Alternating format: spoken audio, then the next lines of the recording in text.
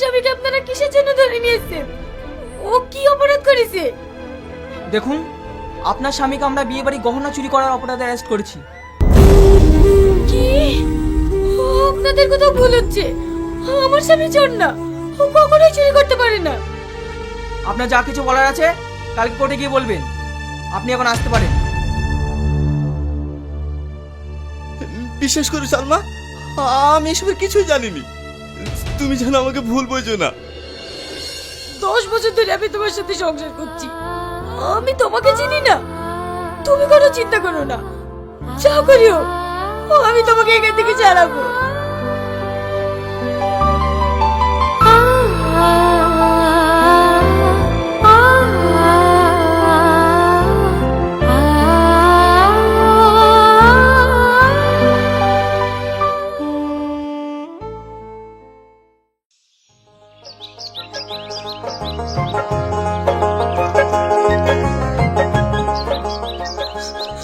আব্বা, এই বাড়ি গয়না চুরি করার অপরাধে তোমার জামাইকে পুলিশে ধরে নিয়ে গিয়েছে।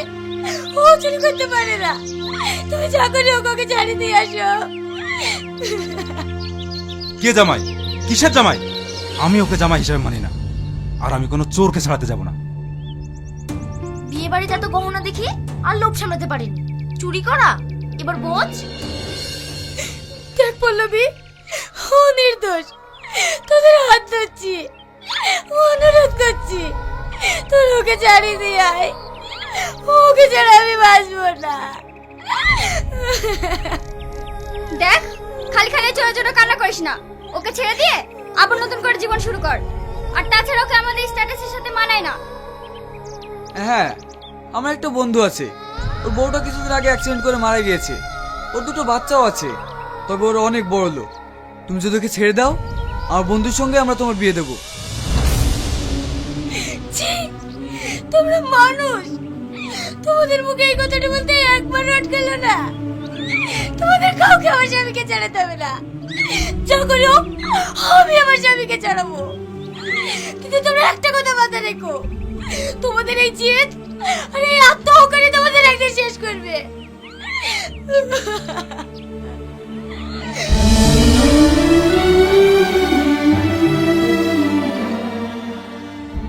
আমাদের প্ল্যান সাকসেস। সারা ভিখারি বাচ্চাটাকে উচিত শিক্ষা দেওয়া হয়েছে। তবে যাই বলো, পল্লবীর জবাব নেই। পুলিশের সামনে কেঁদে কেঁদে গয়নার জন্য কি নাটকটাই যে করলো।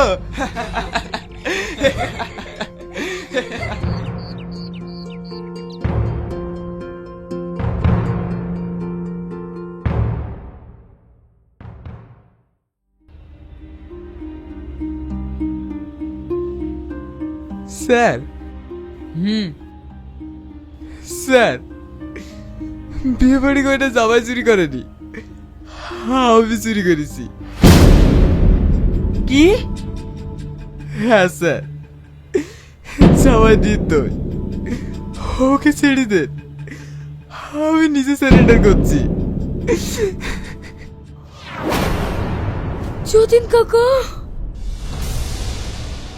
কনস্টেবল, একে লকআপে ঢোকাও আর ওকে ছেড়ে দাও।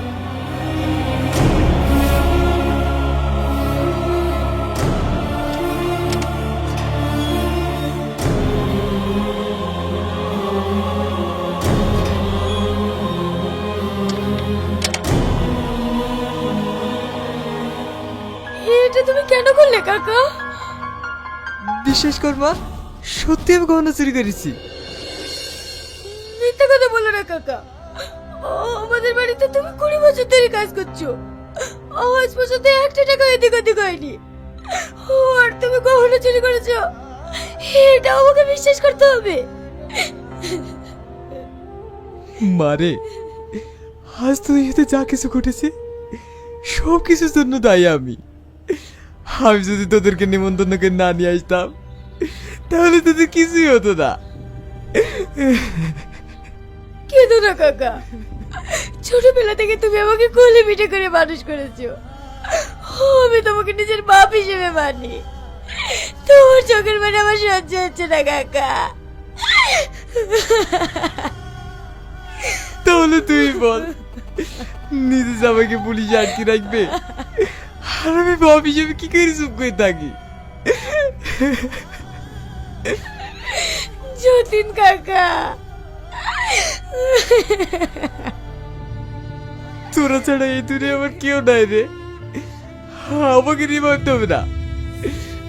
তোরা বাড়ি ফিরে যা, তুমি তোর এই বাড়িতে কোনোদিন আসবে না। ওরা টাকা ছেড়ে কিচ্ছু জানে না। আপনি কোনো চিন্তা করেন না কাকা, যেভাবেই হোক আমি আপনাকে এখান থেকে খুব তাড়াতাড়ি ছাড়াবো।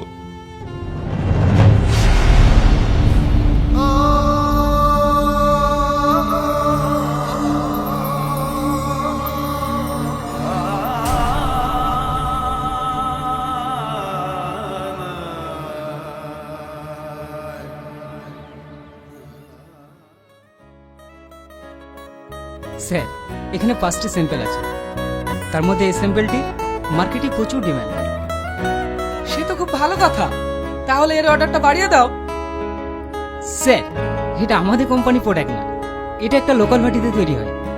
তাহলে ওই ভাটিটাকে কিনে নাও। স্যার, ওরা তাতে রাজি না, ওরা নিজের দমই বড় হতে চায়। তার মানে ব্যবসার প্রতি সততা আছে। তাহলে এক কাজ করো, ওদেরকে কিছু মালের অর্ডার দিয়ে দাও, ওরা মাল তৈরি করবে আর আমরা সাপ্লাই করব।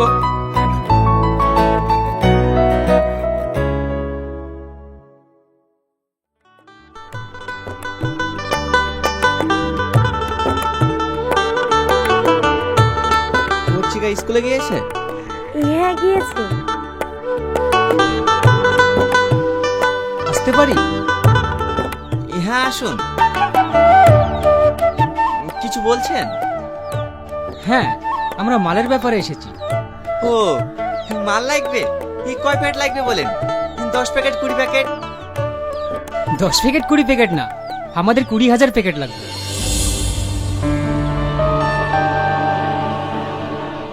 20,000 প্যাকেট? আমরাও তো মাল দিতে পারবো না। টাকার জন্য চিন্তা করছেন? টাকা নিয়ে ভাববেন না, আমরা টাকা দিচ্ছি, আপনারা মাল তৈরি করুন আর আমাদের কোম্পানিকে সাপ্লাই দিন।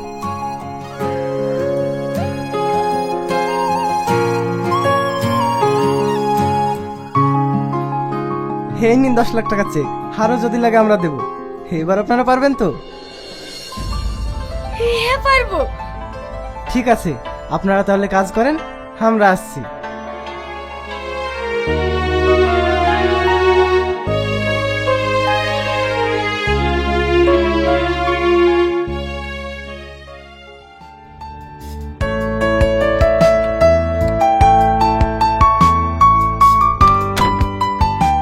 Sir, import and export company আমাদের মাল নিচ্ছে না।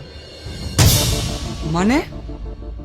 স্যার, বাজারে একটা নতুন কোম্পানির মাল ঢুকেছে, সেই মালটাই তারা নিচ্ছে। এ তুমি কি বলছো? আমাদের মাল যদি সাপ্লাই না হয় আমার 2 কোটি টাকা লস হয়ে যাবে। স্যার, কালকে এমআরএস কোম্পানি ডিল আছে, এর আগে ওরা আমাদের প্রোডাক্ট চেয়েছে, আমরা সেই ডিলটার জন্য যেতে পারি। হ্যাঁ, আমাদেরকে সে ডিলটা নিতেই হবে, না হলে অনেক টাকা লস হয়ে যাবে। হ্যাঁ স্যার, আমি এখন আসছি।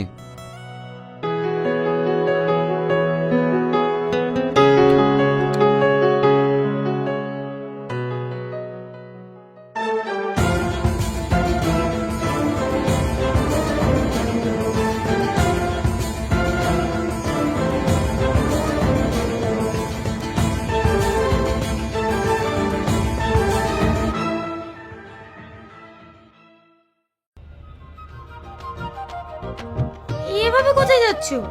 এই সাজে কেউ শুভ কাজে যায়? সালমা, এই সাজটা আমার জীবনে অনেক কিছু এনে দিয়েছে। আজ আমার 2টো টাকা হয়েছে বলে আমি আমার অতীতকে ভুলে যাব? তোমাকে এই সাজ আমি ভুলতে বলিনি, বলছি আজ এই শুভ দিনে তোমাকে আমি নিজের মতো করে সাজিয়ে দেব। এসবের কোনো দরকার নেই। তুমি আমার কথা শুনবে না? এ কি বলছো তুমি? আমি তোমার কথা শুনবো না? শুধু তুমি ছিলে বলেই আজ আমি এত দূর এগোতে পেরেছি। আমি কি বলি জানো, সুখ কোনো টাকা পয়সা ধন দৌলত দিয়ে আসে না। আসল সুখ কোথায় জানো? স্বামী স্ত্রী একে অপরের প্রতি বিশ্বাস ও তাদের গভীর ভালোবাসায়। যেমন তুমি আমার জীবন যুদ্ধের বিজয়ী এক সৈনিক। থাক, অনেক হয়েছে, ভিতরে এসো।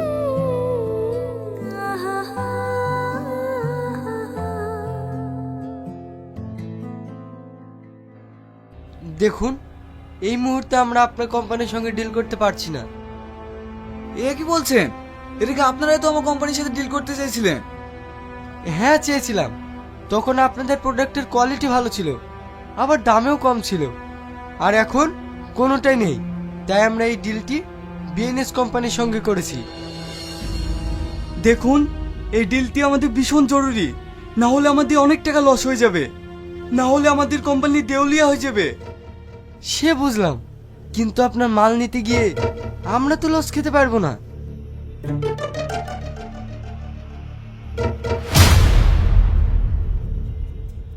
আরে টনি বাবু যে, আপনার কোম্পানির সঙ্গে এই ডিলটি করতে পেরে আমরা ভীষণ খুশি। আমিও কখনো ভাবিনি যে আপনার কোম্পানির সাথে আমি ডিল করতে পারবো। আমার প্রজেক্ট সব রেডি আছে।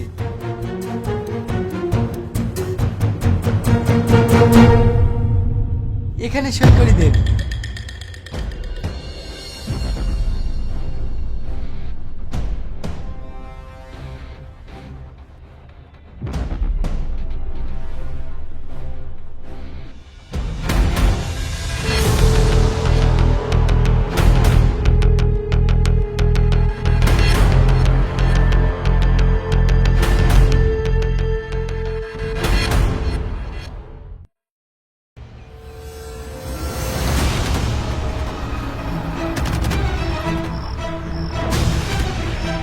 স্যার স্যার, আমাদেরকে আর কিছুদিন সময় দিন, আমরা ব্যাংকের টাকা সব পরিশোধ করে দেবো।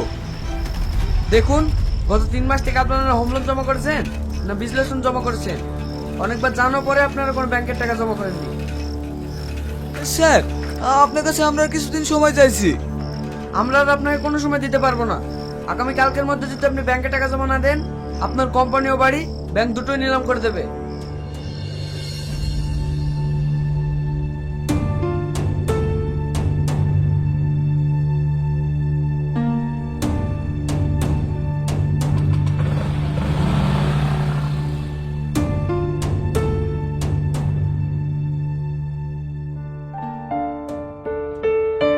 একটা খবর শুনেছ? কি খবর? ইয়াসিন আজিজের কোম্পানি দেউলিয়া হয়ে গেছে। ঠিক হয়েছে, ওপরওয়ালা ওদের পাপে সাজা দিয়েছে।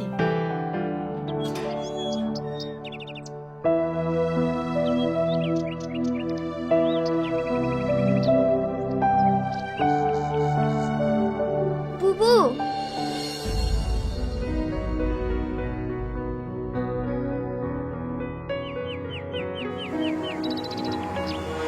কি ব্যাপার তোরা এখানে? বুবু, আমাদের কোম্পানি দেউলিয়া হয়ে গেছে। তো আমরা কি করব? ব্যাংক থেকে লোক এসেছিল, কালকের মধ্যে যদি ব্যাংকের ঋণ পরিশোধ করতে না পারি তাহলে আমাদের বাড়ি ও কোম্পানি নিলামে উঠে যাবে। তাই তোমাদের কাছে কিছু টাকার জন্য এসেছি। তোদের যা খুশি হয়ে যাও, আমি 1 টাকা দিতে পারবো না। সালমা, এভাবে বলো না। তোরা কোন মুখ নিয়ে এই বাড়িতে টাকা চাইতে এসেছিস? হ্যাঁ, ভুলে গেছিস সেদিনের কথা? কিন্তু আমি ভুলিনি। তোরা আমাদের অনেক কষ্ট দিয়েছিস।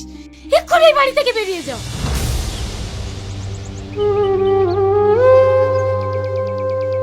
দাঁড়াও, তোমাদের ব্যাংকের লোনের টাকা আমি শোধ করে দিয়েছি। আজ থেকে তোমরা ওই বাড়িতে থাকতে পারো। এই নাও বাড়ির চাবি।